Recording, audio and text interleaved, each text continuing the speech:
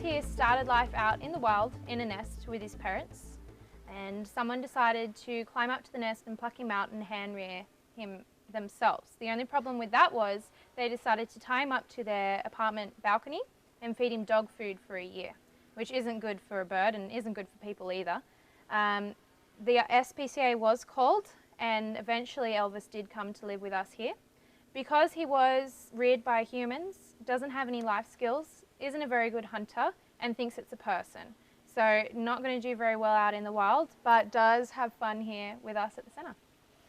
And his name's Elvis? Elvis. I don't know why its name is Elvis, but it is a good talking point. And to be honest, when he does pick up a stick and spread his wings out, he does look a bit like Elvis.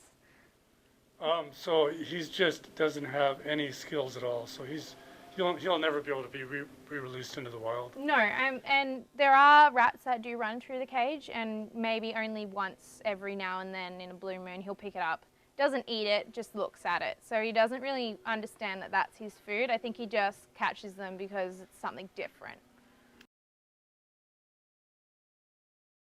Nest building, not a strong point for him either. So even if he was out in the wild, he wouldn't be able to reproduce well.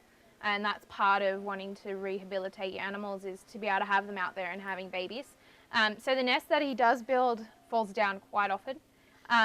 And it just doesn't look like a nest, it's just a pile of sticks. So it's not going to keep an egg in there for very long.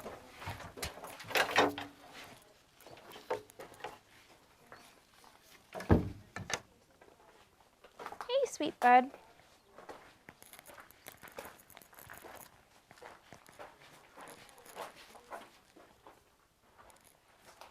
It does think it's a person.